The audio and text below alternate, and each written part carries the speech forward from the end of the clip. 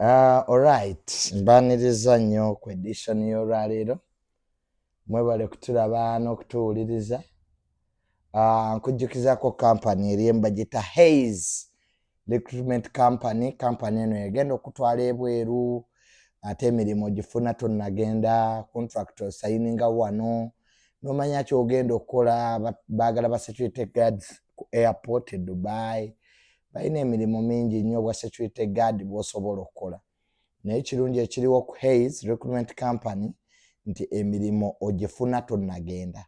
Ate mwe ba dependents, olina ba dependents, olina abaana bali wakati balina mirimu, olina ba house girl, olina ba house boys, olina ba cousins who do not have jobs, please batwale ku Hayes Recruitment Company bafune emirimu. Company eri Lubowaawo era mukalanga awo mbaterayo enamba zaabwe ez'essimu. Bakubireko olwaleero basobole okukuyamba. Olwaleero ebigenda maaso bingi mu Uganda. Kyenjagala ndowooza tutandikireko chap yeyabadde ensinkano ya Pastor Bugembe ne Pastor Bujjingo. Pastor Bugembe ne Pastor Bujjingo basisinkanye. Jjukira ababiri bano babadde balina obutakkaanya bw'amaanyi.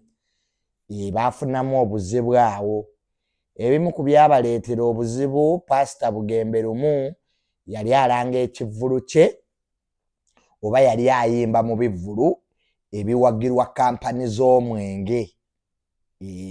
Ekintu ekitaasanyusa ate Pastor Bujjingo n'avaayo n'amwambalira. So baadde balina relationship eri up and down. Nze sirabangako mu nsi bantu bateeyagala nga Pastor Bugembe ne Pastor Bujjingo, naye nga we beesanga ku mikolo baseka. It happens. Abantu bangi tebeeyagala, naye nga we beesanga ku mikolo, we beesanga mu public bateekako plastic smile. Ekyo nno ye relationship eri wakati wa Pastor Bujjingo ne Pastor Bugembe. Ababiri bano balina competition oba bakompiitinga. Ndowooza ebimu ku byabaleetera obuzibu, omu ku bo takkiriza nti omu amusinga. Yes, Pastor Bugembe takkirizangako nti Pastor Bujjingo amusinga. It happens, kya buntu. Naye mu nsisinkano gye basisinkanye nga Pastor Bugembe alina ekivvulu, so Pastor Bujjingo yamugulidde tables. Naye mu nsisinkano eno eya Pastor Bugembe ne Pastor Bujjingo twalabye ebintu nga bina. Bombi beesabidde ssaala, naye nze nabadde sirabangako ssaala za kikono. Wali olabyeko omuntu ng'akusabira naye nga kuba ekikono. Ze ssaala ezabaddewo. Eyasoose okusabira munne yabadde Pastor Bugembe ng'asabira Pastor Bujjingo. N'amugamba musabira amaka ge gatereere, abaana be badde. Mu bintu ebimu Pastor Bujjingo by'atayagala kuwulira kwe kumuwabula ku maka ge. Era oba oyagala muveewo bubi ne Pastor Bujjingo, muwabule ku maka ge, naddala abaana be. Pastor Bujjingo buli w'oyogera ku maka ge n'abaana be akitwalira ddala very personal. I think y'ensonga lwaki Pastor Bugembe yalonze such a conversation. Buli w'otandika okudiscussinga abaana ba Pastor Bujjingo mu maaso ge aba tajja kitwala bulungi. Era mwenna abaalabye sitting posture ya Pastor Bujjingo, he didn't feel comfortable with the conversation Pastor Bugembe gye yabadde ayogerako, ey'okumugamba nti ajja musabira abaana be baddingane n'omukyala, n'amugamba wadde abaana banyiiga, because the conversation Bugembe yalabisenga ataagusalira Pastor Bujjingo ebyali mu maka ge nti ye trouble cause actually, because alina statement gyakozeranga nti abaana bayinza okuba banyiiga, which Bujjingo does not accept. Pastor Bujjingo thinks that oli former wife we Teddy n'abaana be bandi answerable ku maka ago lwaki gaasasika. So the choice of the conversation Bugembe gye wasn't good at all. It wasn't pleasant. It was undiplomatic. So bwe yabyogeddeko ne kinyiiza Pastor Bujjingo naye mu kumusabira yatuuse n'okumulangira ebisiyaga indirectly. Pastor Bujjingo yatuuse okulangira Pastor Bugembe ebisiyaga indirectly because yamusabidde n'amugamba wasa. Twagala tukomewo wano ng'owasizza. It was like an instruction. It was more as a command. N'atuuka n'omugamba nti eri abasajja abawasizza basajja bannaabwe. Tetwagala owase musajja. The choice of words Pastor Bujjingo ze yalonze, it was personal. Because saalabye ewaawo kya busiyazi we kyabadde kijjira. Because everybody awasa mu kiseera kye. It doesn't mean nti omuntu atannatuuka kuwasa nti aba musiyazi. That's not true. People, abantu emunakitegeera nti ffenna tuli ku kkubo lya njawulo. And let me tell you, people baagala okusettlinga, but they do not have the credentials that make them settle. Abantu boogera ku kigambo, I want to settle with somebody. Toyina mwana w'abandi gw'ogenda twala mu muzigo mukwano. Olowooza nti oli mu bufumbo era oli mu relationship. Teriyo mwana w'abandi gw'ogenda kujja mu maka agategeera.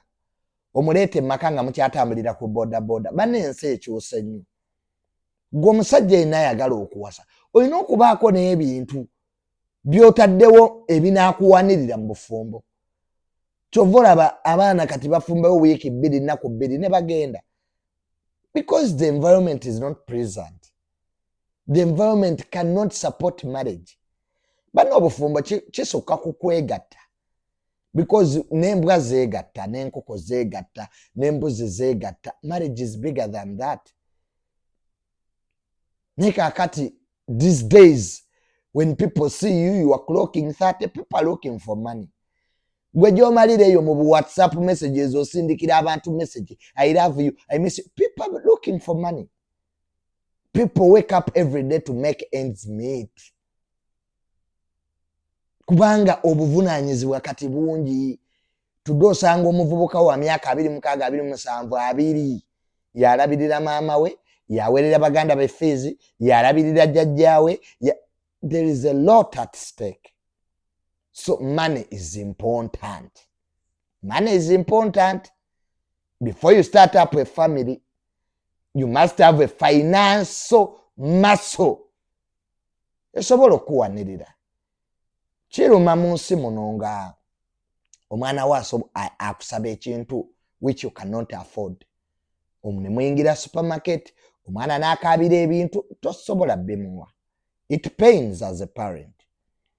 But before you even engage in marriage, what have you put in place? So people are constructing homes for their kids. People are starting up business. Waliwo emyaka gy'olina okutuula wansi weebuulirire. People are living life of excitement. Because I don't know, oba people are lonely these days. Omuntu asobola okutuula ewantu n'abantu naye nga waali tafunawo. He's not earning anything, but he wakes up every morning to go and sit with the lumpennies. Boogere ku bantu. Gundi ali bw'ati, gundi yayingiza kino, obudde bw'omala ng'oyogera ku bakola. Eyayingidde ekibuga ne waba ayingiza emitwalo 3. Asinga gwe atayingiza yakedde mu lugambo. So that's a problem of youth these days. You have no goals, you have no vision, you have no life. Bali mu Snapchat. Why don't you snap your home? Why don't you snap your workplace? Please snap your bed instead of snapping hotels, beers. Bobulamu butambulanga when nabubala. When on your bank account you don't have money, you are saying life is moving on well. Which well is that? Unless you don't know the definition of life is moving on well, actually. So I do think that we must change our concept. Nze kizibu kye nnina every time, every morning, every day, every week, every month, I go back to my goals. I go back to my goals. Era ebiseera ebisinga mundaba nnyo nga I'm losing a few so-called friends because sometimes our goals teziba mu direction z'abalala. Some of you temu living ngako your life. You are living lives of people. You wake up every day, toyina byakola, people will give you what to do. Obadde ogenda eno n'osanga omutuuga naye olagawa jangu omperekereko wherever oli mperekeze. When will you live your life? Munsi muno bw'oterowoozaako wallahi teri agenda kulowoozaako. Ate ekizibu ky'obulamu bukunyiga wekka. Problem is a squeeze here on success is a communal celebration. Abantu tebaagala mmanya. Oba tewalidde, oba wasuze enjala, oba oli mulwadde. People don't care. So when people don't care, and you also don't care about yourself, it will be a disaster for you. So, ensinkano ya Pastor Bujjingo ne Pastor Bugembe we yabadde, the two don't like themselves. But when they come in public, they put on those plastic smiles. Nera abasomba bonna mu Uganda we bali tebeyagala. They preach peace. They do not live up to it. They preach peace. For them, they are busy castigating wars, which is very unfortunate. Tewali nseeterera nga bannaddiini bafuuka balwanyi ba ntalo. Kati waliwo omusango ogenda maaso wakati wa Pastor Kayanja ne Pastor Senyonga. Everybody agamba gundi yanwanisa. So the innocent boys are caught in fire, crossfire. Bana abavubuka benda babamu balumiriza Pastor Kayanja nti muli wabisiyaga. Which might not even be true. Because gogenda otyewo omuntu nove wamwe ng'oweza emyaka 18 n'okudda waggulu. Notandika okugamba nti Pastor yandidde ebisiyaga. Abo abavubuka nabo babeera basiyasi. Gwali eyo nga tekikutuukangako gwe tosaba. Don't you go to churches? Some things happen to people who are like them. Omuntu abona abakazi bolaba Pastor yafonesa olubuto, Pastor yankwata, they are cheap to that level. How do you even omuntu atandika okuzanyirako mbogenze mbo bakusabire mbo Pastor nakwata ku bbere ngerawo oli. So the stories empulira mu Uganda ng'abazenyumya they are also culprits, not victims. Manya ekigambo ekyo kiri very misused mu ggwanga lino. I'm a victim, yet is a culprit. They engage in crime. And when those crimes do not go in their favor, they act as if they are innocent. This is a problem of this country. Omuntu bakola ebintu kasita bivaamu nga outcomes si nnungi nga yeekyusa nti kati ye victim. Those are the boys you see abawuza omusumba yankwata. You went there okubba omusumba. Some of those boys bagenda eyo mba pastor baagala kwambala, they don't want to work. Azeewo omusumba baagala kwambala mbu ba fashionists. Abala baagala zi iPhone zino, which is very cheap. Kati y'omusumba agikuweere bwereere. Mu nsi engeri gye weetwala nga siwulirangako MP gwe basiyaze. Nga simuwulirangako. So ebintu ebimu bitutuukako. Not because birina okututuukako, naye because naffe tubyenyigiramu bitutuukeko oba tubiyambako bitutuukeko. Tosobola kubanga otambula mu mabaala ekiro n'otagwa mu babbi. It's just common sense. Your time has not come. The people you see in bars have cars. Goli ku boda, oli mwana wa university, otambula sawa 8 ogw'ekiro, buli boda gy'osanga ng'etambula wakati wa 6, 7, 8, 9 baba babbi. Baba babbi abasinga obungi. Gwe sooka weebuza owa boda ekimutambuza sawa 9 kyeki. Bw'akola nnyo family ebeere bulungi. So you are going to lose your life. Because naawe weeyambyeko okubeera mu mbeera eyo. So, bwete ensikano ya Pastor Bujjingo bwe yabadde, ne stories z'abasumba, bangi tebeeyagala. They don't like themselves. They are competing for money. They are competing for power. They are competing for women. I know pastors abaayawukana lwa bakazi. Pastor ow'okubiri, ow'okusatu, ow'okunya, ow'okutaano, mpozi waliwo ow'okubiri, waliwo ow'okusatu, waliwo ow'okunya, waliwo ow'okutaano. ne wabaawo n'ow'okumukaaga. Hallelujah. Akitegedde kubirako Mukama engalo ez'amaanyi. So story ndala, Juliet Zawadde yakoze birthday. Juliet Zawadde yakoze birthday. Juliet Zawadde yali mukwano gwange, oba akyali mukwano gwange, I don't know. But birthday ya Juliet Zawadde navuddeyo nenjogerako, and some people felt offended. Era Junior oyogedde bubi, Junior tewandiyogedde ku Juliet Zawadde, nandiyogedde ku ani? But I'm tired of this nonsense where people come and say tewandiyogedde ku gundi, but my points were not offensive. I didn't abuse her, I didn't defame her, I was just giving my humble opinion. Namugambye Juliet Zawadde kati okuze. She's old. Ko mukyala agenda mu myaka 7 ng'okyakuliza birthday mu mabaala ng'omwana wa high school. It's not good at all. You either hate me, you either love me. May I say the truth? It's not good. Waliwo emyaka gy'otuukamu nga emyaka gisinga n'abali mu mabaala obukulu. Bw'otuukanga mu myaka nga egijjo mingi okusinga abali mu mabaala, you triple them 2 times gesonyiwe.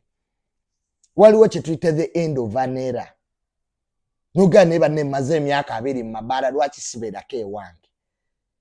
Some years zeetaaga otuuleko ewo, abantu bakunoonyeeko. Emyaka egimu giba gyetaaga nga tokyalina ky'oprovinga ng'ensi ogirabye. Emyaka egimu gyetaaga nga you have to get happiness within you. Naye osobola kubanga oli myaka gya Juliet Zawadde ng'okyayambadde obugundi bw'obukete, these short dresses, ng'obugulu bukulina to speak. Nuga nti kakati ebadde birthday. Put on a nice dress. Ng'omukyala yakuzibwa mu Buganda, kola birthday makaago, oyita abantu ab'obuvunaanyizibwa. Tents are there. Abantu b'obuvunaanyizibwa bajje bagagga banno. Kibi nnyo okuba ne ssente naye nga teweemanyi. You don't know what is good for you. Naye kakati abaana bano Bashira Gashumba ba myaka 23 bali mu Nonivi, naawe Juliet Zawadde ow'ensanvu ow'enkaaga, you are in the same place doing a birthday. It's very unfortunate. It does not bring out the other image of you. Juliet, image ye y'obugagga eganya okuvaayo because the way you conduct yourself. Oyina obuvubuka bunaku buzibu. These idiots. Obutuuka bulinyanga embwa evuddemu ebyenda, butulanga enkofu. Bulinga namunnungu. Bwekubye earring, butambula bumasagga. It's very disgusting. Kyoli tokikuba bantu. You don't throw whatever you are to people. What you are is your private matter. Keep it to yourself. Namwe mulooza mwe abasoose okuba abasiyazi. Nugenda, but darling, but dearly, you are not the first, my brother. Keep it to yourself. Wofuluma ebweru ebyo kati biteke mu wardrobe. You be a human being in a normal society. Society dictates a man olina okwambala empale n'essaati bulungi. Society bwe dictating. Society dictates balance tebazikubira wano. However Western you are, you cannot be more Western than Westerners. Some of you mwitaba Westerns, you come from northern Uganda. Now who is fooling you? Who is fooling who, my friends? And when I talk about these things, you come out with your sympathy card. No, this is a fact. Juliet alina kutambula n'abagagga banne. Bu birthday ng'obwo bwe bubeerawo. Call people who are in your caliber. Ne muli mu Nonivi, mutudde ku butebe, mwenyigiriza, mulinga bagenda okulaba faaza, mulinga bagenda Mulago ku Cancer Institute. That wasn't a birthday party for any rich woman in your status. no kati ayina ono busomoke busobozi ne Juliet oba obalonda wa mukwano. Last time namulabyeko Juliet ku Mezenwa nga talina waatuula because the bar was full. And people abroad, mujane Uganda ne mulowooza nti you are the only people who have money. Ugandans have money. And most of the Ugandans have money more than you have. Tubula Juliet yagenze ku Mezenwa n'alowooza mbu agenda situlawo abantu. Nobody could leave a seat for you, Julie. People rich. Even if they are not rich, they sustain themselves. So you cannot come mbugwe kubanga ozereti mbubakwera watudde eri mu lukuubo to show you nti temuli important as you think. Ate ekyokubiri Julie, si buli bbaala nti buli mugagga aligendamu. That's also a problem. Julie kyayina talina management. Bonna bayina all these useless boys bamugjamu sente for nothing. But you must build a brand. Julie, oyina okujja mu kifo nga bakutegekedde. This is what Donzella was doing. Donzella yali yategeera kye bayita media, yali yategeera kye bayita appearance. Ng'atuuka nga tebo ye ntegeke. Kitegeera negwe ogwa bugwi. Kati oyo busomoke baawo gwoyina ennaku zino mbu muyimbi yakwata akayimba kakatutte ku DJ wa Mezenwa akakube ne bagaana. The song will not be heard. Nentegeera nti oli mu kizibu naye all in all, I didn't go personal to you. Just leave the other image of a rich woman who has businesses. Birthday yo singa logoza company yo weziri. That's what rich people do. Omuntu nga mugagga tatuula nga logoza company ze tezimuli mabega. To send a message. Nega kati oli mugagga tetulaba bagagga botambula. Nze serabangako mpologoma etambula n'ambwa. I've never seen a lion moving with wolves and dogs. Abantu botambula nabo dictate who you are. Zite kyangu bavubuka batalina kateni mayumba. Obwongo bwange bulowooza kuzimba mayumba. Obwongo bwange bulowooza kugula mataka. Obwongo bwange bulowooza kugula mamotoka. I'm trying to make life at 30 because jawo mula 30 years otudde n'abavubuka bakyalya miwogo w'ebinzaali. Abavubuka bakyafumbira ku gas wa Starbucks ow'emitwalo 5. Tuwoza kufiiringa ttaka, ono alowooza kufiiringa gas. Now which type of boys are you in? Zikyatula n'abavubuka balina toyi ezatalaga. It's very unfortunate, Juliet Zawadde. You have failed to know who you are. You build the image for your kids. What you can inherit in this world is a name. I'm eating on my father's name. If it didn't work, I wouldn't have been here. Terina and integrated junior. But because there is something my father did right to preserve this name, which Julie you are not doing. If those boys, ate bumanyira Juliet, era Juliet yankubidde, she called me. It was like nabaddawo ku non-even ankubira sawa nga 2.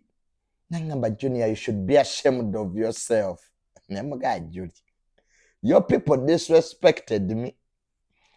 They thought me being your friend, I'm taking their space. Nera nawe Julie olabiko ina bipolar, olabiko ina nawe ekikyamu ku mutwe because you forget so easily. I was here defending you, Kati. Now I should be ashamed of myself because I told you the truth. And birthday, Jowakoze birthday so plastic. There was nothing exciting about it. And when you do substandard parties, your image becomes substandard.